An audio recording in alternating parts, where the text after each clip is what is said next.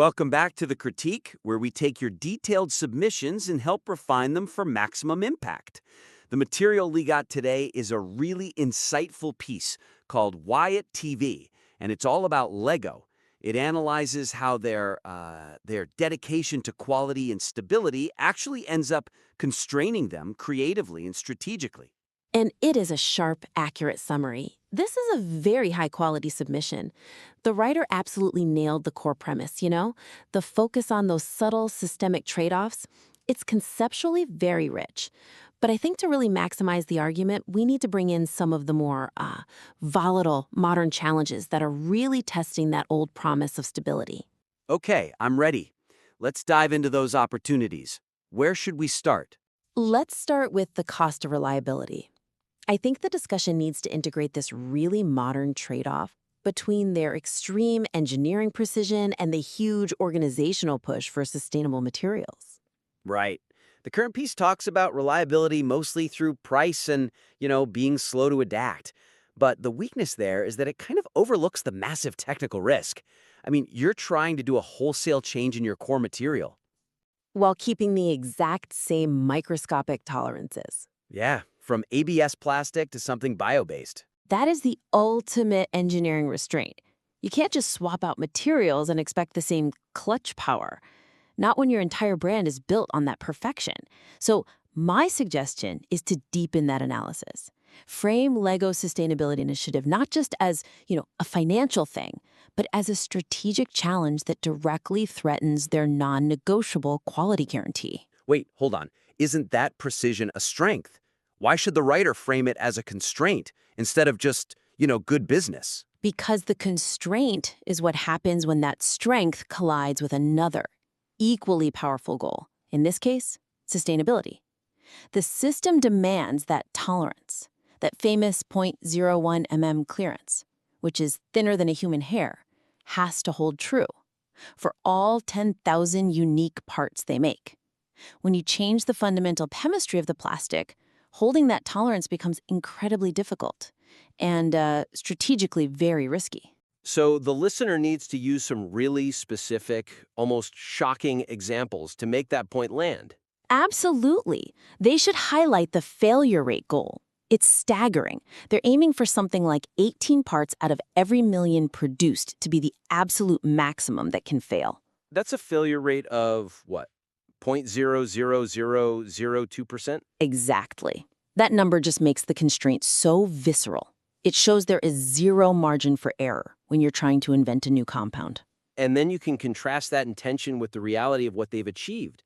The material should mention the huge investment. What was it, $150 million and over a decade of research? Yeah, a huge commitment. But then you look at the outcome, and that's where the analysis can really show the wall they're hitting.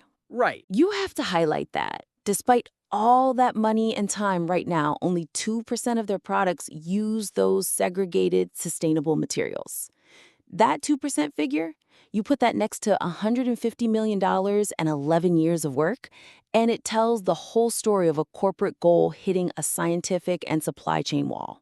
You used a couple of terms there, segregated sustainable materials and mass balance principles. For the reader, what's the difference, and why does that strengthen the critique?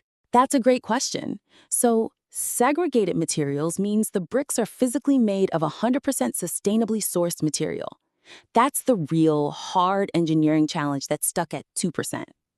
Mass balance is more of an accounting method. They buy more renewable input for their overall resin supply, even if it gets mixed with traditional plastic later. They're hitting like 47% certified resin by the end of 2024 using that method. I see. So mass balance is a good strategic step, but the real constraint on the physical system is that stubborn 2% for the segregated materials. Precisely. And it would be really effective to also explore just how hard it is to source the huge food-grade volumes of bioplastic they need. It shows that even with all the corporate will in the world, the supply chain itself is a massive constraint. This whole thing shifts the argument from just sustainability costs money to this high-wire act where the core consistency of the entire system is being put at risk. That definitely strengthens the thesis. It shows the constraint isn't just a choice, it's built into the physics of the thing. Okay, so moving on. Let's talk about creative constraint. If the physical one is about the brick, the next is about what you build with it. The original piece made a really strong point about license sets, like Star Wars, bringing in external narrative authority. Yes, the idea that you're entering a world that already exists. That was very clearly argued. It was. But while the critique is right about that, it overlooks how LEGO was building its own potent internal narrative constraints at the very same time. By actively marketing their own gender-specific product lines. That's a fantastic point. So the weakness is focusing only on the big, external IPs and missing the company's own deliberate segmentation. The division between, say, LEGO City and LEGO Friends. That's a self-imposed limitation on the story you can tell. Exactly. So my suggestion is to expand that argument. Analyze the specific, measurable gendered messages in LEGO's own themes, and contrast that internal choice with the external licensing trade-offs. So how do we measure that? What are the specific messages the writer should highlight? The data here is perfect for concrete examples. They should pull the play narratives right into the text. Show how LEGO City, which has always been targeted at boys, pushes themes of skilled jobs, expertise, and high-stakes heroism.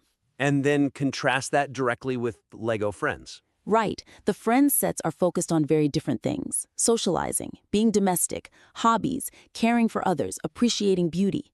It's an explicit narrative segregation. And by doing that, they've internally constrained the universe of what's considered normal play for each line. I think the most powerful data point here is about urgency. It's a quantifiable difference. The material should definitely use the finding that the LEGO City Rescue sets almost always use words like hurry, speed, rush. That is the perfect contrast.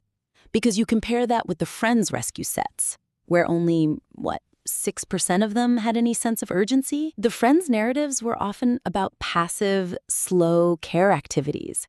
Take a shower, cook dinner, raise awareness. It shows exactly how narrative constraint works as a measurable outcome of their own demographic targeting. It's not just coming from Hollywood. It's stunning when you see it laid out like that. City sets are about immediate urgency, and Friends sets are about delayed care. It shows how deep that internal constraint goes. Right. It moves the critique from licensed sets restrict play to revealing that the organization itself intentionally constrains play narratives. It's a much more robust analysis. Which leads perfectly into our third area, organizational constraint. The original piece was great on physical constraints, but scale is so much broader than just the brick. Agreed. The framing of scale and consistency as play constraints needs to be extended to the organizational level, to analyze how the culture that was so good at making a physical product, how it basically restricted their agility in the digital world. So the weakness is that it discusses the physical side really well, but it doesn't use the history of how their internal culture, the one optimized for plastic bricks, led to these massive failures when they tried to build digital games. This is a textbook incumbent's dilemma. The suggestion is to frame this as organizational rigidity. Use their digital strategies history to show that cultural misalignment is just as powerful a constraint as backward compatibility is for the physical brick. Okay, can you give a concrete example of that rigidity in action? Absolutely.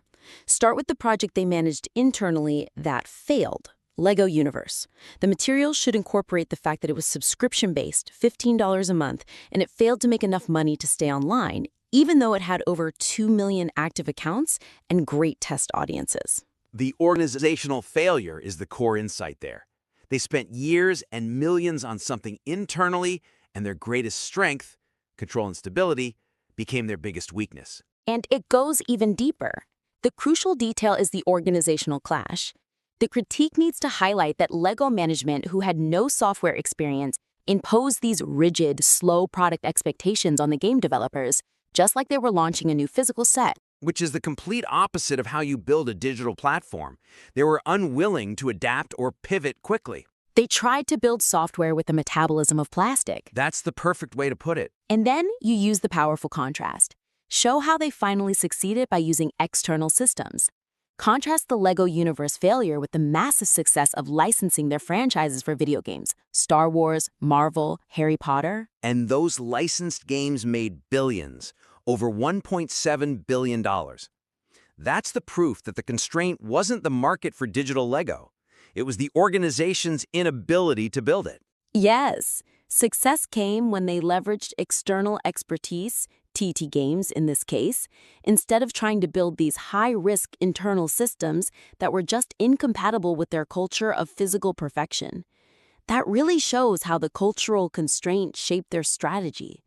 The constraint isn't always the material. It's the organization built around perfecting that material. This has been a really rich discussion. These are highly actionable areas that expand the whole scope of the original thesis. We focused on 3 core opportunities. First, integrating that sustainability precision trade-off, showing how the eco-friendly push directly challenges the physical certainty of the brick itself. Second, analyzing the internal gendered narrative constraints in themes like city versus friends, showing that restriction isn't just from external partners, but is a self-imposed marketing choice. And finally, using the history of their digital failures, specifically the rigidity behind LEGO Universe, and contrasting that with their licensing success to show how cultural constraints can be just as powerful as physical ones. So to implement this, the listener should really focus on those jarring, detailed examples. The microtolerance data, 18 failures per million, against the sustainable material adoption rate. Then the contrast data on play narratives between city and friends, especially the urgency comparison.